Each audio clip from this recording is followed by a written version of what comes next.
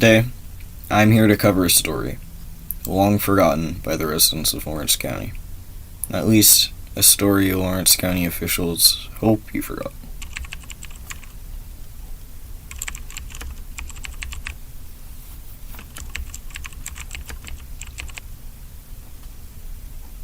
The year is 1963, and Martin Luther King Jr. leads the Great March on Washington. Along with this, another event is hoping to take place in the small, currently unknown community of Burlington, Ohio. My great-uncle, Charles Payne, is planning to build a large trade school in Burlington. The name? Twyman Training Center. Named after James Twyman, a man who lived in Virginia which freed 37 slaves to Ohio. The training center's purpose was to educate, at the time, the poor and undereducated African American community of Burlington. The Twyman Training Center was also set to create jobs for residents living in the town. To gather more information about the Twyman Training Center, I interviewed my great-grandfather, David Payne. Thank you. Do you mind if I ask you a few questions? Okay. What was your relationship with Charles C. Payne? Charles was my oldest brother. I had three older brothers. He was the oldest one. What was Charles's vision for the Twyman Training Center? He had started a business where he trained people to do.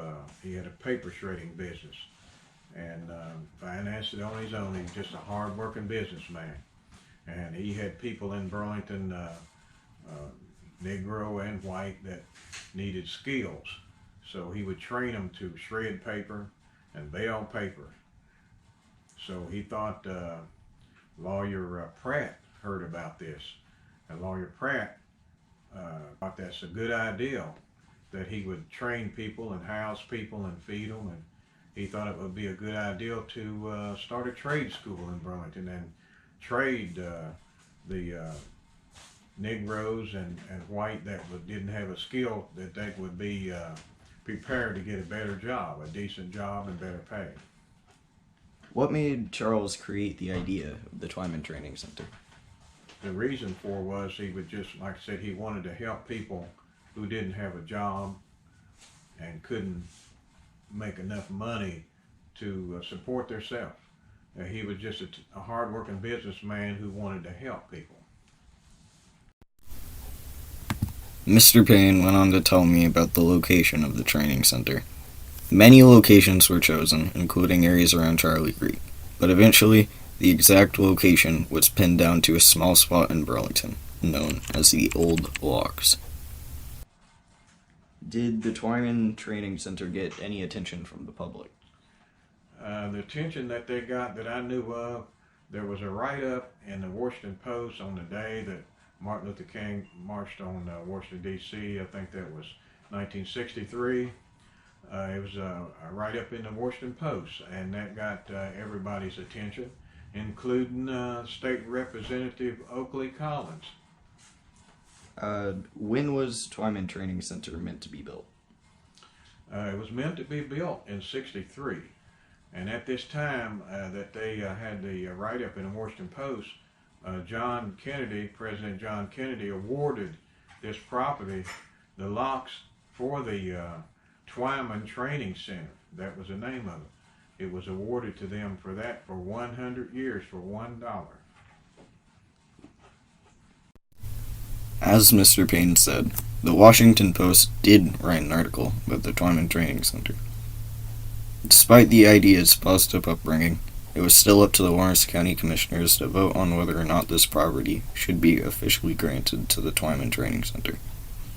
The previously mentioned Oakley C. Collins allegedly had a large influence on the vote due to his seat as a chairman of the Education Committee.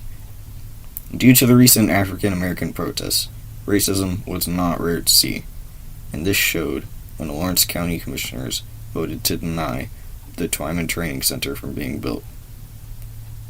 Oddly, just a decade later, a different career center was built, just a few miles away from Burlington, and founded by none other than Oakley C. Collins.